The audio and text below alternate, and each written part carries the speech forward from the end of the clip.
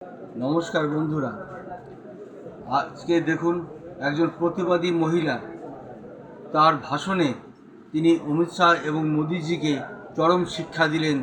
आप मेरी तरफ उंगली ना करें, मेरी तरफ उंगली ना करें, सारे प्रिविलेज का मामला है। पहले उन्होंने मेरी तरफ उंगली करी क्यों? एक चाय वाला इस लोकतंत्र के अंदर एक वोट के अधिकार से सीधा चाय वाले से प्रधानमंत्री बन जाता है। उस वोटर आईडी कार्ड की कोई अहमियत नहीं। एक चाय वाला क्या बात करते हो कि जिस पहचान पत्र की बदौलत एक तड़ी पार व्यक्ति इस देश का गृह मंत्री बन जाता है। जिस मैंने नाम नहीं लिया, तड़ी पार कौन है? तड़ी पार कौन है? तड़ी पार कौन है? चाय वाला कौन है? इतनी गर्माहट क्यों? क्यों इतनी मिर्ची लग गई? क्यों इतनी मिर्ची लग गई? आपको इतनी दिक्कत क्या हो गई? आपको इतनी परेशानी क्या हो गई? मैंने तो किसी का नाम भी नहीं लिया। जिस वोटर आईडी कार्ड से इनको सत्ता में चुनकर भेजा गया, जिस वोटर आईडी से देश के 128 करोड़ लोग इनको चुनकर भेजते हैं, उस वोटर आईडी कार्ड को भी ये हमारा सबूत के तौर पर मानने को तैयार नहीं।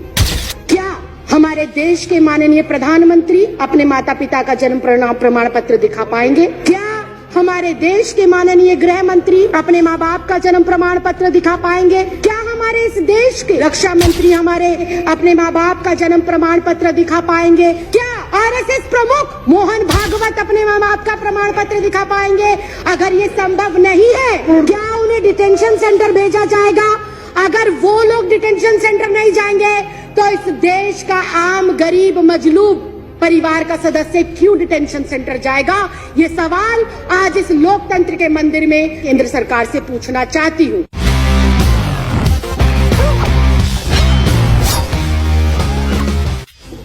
एनसीआर, एनपीआर और सीए को लेकर बहुत सारे सवाल हैं। किस देश के अंदर इस समय कैसी सरकार चल रही है जो बहुत कंफ्यूज है, जो बहुत अज्ञानी तरीके से, अनजान तरीके से उसे पता ही नहीं है कि देश को किस ओर लेकर जाना है, देश के लिए क्या जरूरी है, देश के लिए कौन से मुद्दे महत्वपूर्ण हैं, देश के लिए कौन से कानून महत्वपूर्ण हैं। उनको इस चीज की बिल्कुल जानकारी नहीं है। बहुत ही अजीब से लोग इस देश के केंद्र की सत्ता के ऊपर बैठकर अजीबोगरीब फैसले ले रहे हैं। जो इस देश में अभी तक विदेशी कहे जा रहे हैं, उनको ये नागरिकता दे रहे हैं बिना किसी कॉमा फुल स्टॉप के। और इस देश के अंदर जो सदियों से, दशकों से रह रहे हैं, उनको ये कहते हैं कि अगर तुम इस देश के नागरिक हो तो तुम्हें कागजात देने पड़ेंगे, तुम्हें प्रूफ करना पड़ेगा कि तुम इस देश के नागरिक हो। ये अजीब विडंबना है। हमारे पास वोटर आईडी कार्ड है, हमारे पास आधार कार्ड है, हमारे पास पैन कार्ड है, हमारे पास पासपोर्ट है, उनको ये हमारे कागज नहीं मानते। जिस वोटर आईडी कार्ड से इनको सत्ता में चुनकर भेजा गया, जिस वोटर आईडी से देश के 128 करोड़ लोग इनको चुनकर भेजते हैं, उस वोटर आईडी कार्ड को भी ये हमारा सबूत के तौर पर मानने को तैयार नहीं। बहुत ही हास्यास्पद बात है कि जिस पहचान पत्र की बदौलत एक तड़ी पार व्यक्ति इस देश का गृह मंत्री बन जाता है। मैंने नाम नहीं लिया, मैंने नाम नहीं लिया, मैंने नाम नहीं लिया, मैंने नाम नहीं लिया, मैंने नाम नहीं लिया, ये ऑन रिकॉर्ड है। मैंने नाम नहीं लिया। आप अपना भाषण जारी रखिए ना। मैंने नाम नहीं लिया। मैं अध्यक्ष जी, आप मेरी तरफ उंगली ना करें, मेरी तरफ उंगली ना करें, सारे प्रिविलेज का मामला है। पहले उन्होंने मेरी तरफ उंगली करी क्यों? अपनी बात कहते रहिए।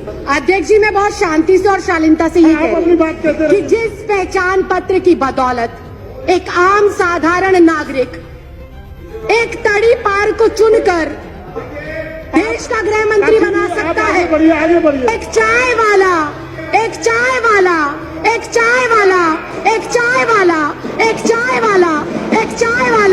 इस लोकतंत्र के अंदर एक वोट के अधिकार से सीधा चाय वाले से प्रधानमंत्री बन जाता है। उस वोटर आईडी कार्ड की कोई अहमियत नहीं। क्या बात करते हो? और मैंने किसी का नाम नहीं लिया। आपको कोई आपत्ति है? आप माननीय अध्यक्ष जी से बात करें। आपको कोई आपत्ति है? आप माननीय अध्यक्ष जी। तड़ीपार कौन है? तड़ीपार कौन है? तड़ीपार कौन है? चाय वाला कौन है? तड़ीपार कौन है? तड़ीपार कौन है? चाय वाला कौन है? मैंने कुछ नहीं कहा, मैंने किसी का नाम भी नहीं लिया। आप क्यों इतना आग बबूला हो रहे हैं? इतना आग बबूला क्यों हो रहे हैं? इतनी गर्माहट क्यों? इतनी गर्माहट क्यों? क्यों इतनी मिर्ची लग गई? क्यों इतनी मिर्ची लग गई? आपको इतनी दिक्कत क्या हो गई? आपको इतनी परेशानी क्या हो गई? मैंने तो किसी का नाम भी नहीं लिया, मैंने किसी दल का नाम नहीं लिया, मैंने किसी व्यक्ति विशेष का नाम नहीं लिया। जब एक मतदाता अपने मतदान का प्रयोग कर कर मेरे जैसी एक साधारण सी लड़की 25 गज में रहने वाली लड़की को लोकतंत्र के इतने बड़े मंदिर में भेजता है, तो वो सबसे बड़ा प्रूफ होना चाहिए। बाबा साहब भीमराव अंबेडकर ने वोट डालने का अधिकार सबको दिया, और वो वोट डालने का अधिकार इस बात को सिद्ध करता है कि हम इस भारत देश के नागरिक हैं। मैं सिर्फ इतना कहना चाहती हूँ कि 1989 से पहले कानूनन ऐसी कोई प्रतिबद्धता, ऐसी कोई मजबूरी या अनिवार्य नहीं था कि कोई भी जो बच्चा पैदा होगा, जो भी व्यक्ति जन्म लेगा, उसका जन्म प्रमाण पत्र बनाया जाए। ऐसी कोई पॉलिसी नहीं थी। जब ऐसी पॉलिसी पहले नहीं थी तो मुझे समझ नहीं आता एनपीआर, एनआरसी और सीए के लिए माँ बाप का जन्म प्रमाण पत्र हो अनिवार्य, ये किस बिहाफ पर लिखा गया, ये बिल्कुल समझ के परे। और फिर एक बार फिर से विपक्ष को हो सकता है मेरी बातों से आघात पहुंचे, लेकिन ये कटु सत्य है कि अगर ये कंपलसरी है कि एनपीआर, एनआरसी और सीए के लिए अपने अपने माता पिता का जन्म प्रमाण पत्र दिखाना जरूरी है, तो क्या हमारे देश के माननीय प्रधानमंत्री अपने माता पिता का जन्म प्रमाण पत्र दिखा पाएंगे? क्या हमारे देश के माननीय गृह मंत्री अपने माँ बाप का जन्म प्रमाण पत्र दिखा पाएंगे? क्या हमारे इस देश के रक्षा मंत्री हमारे जो ये एनसीआर, एनपीआर और सीए है, इसके माध्यम से अपने माँ बाप का जन्म प्रमाण पत्र दिखा पाएंगे? क्या इस देश के माननीय राष्ट्रपति अपने माँ बाप का जन्म प्रमाण पत्र दिखा पाएंगे? क्या आरएसएस प्रमुख मोहन भागवत अपने माँ बाप का प्रमाण पत्र दिखा पाएंगे?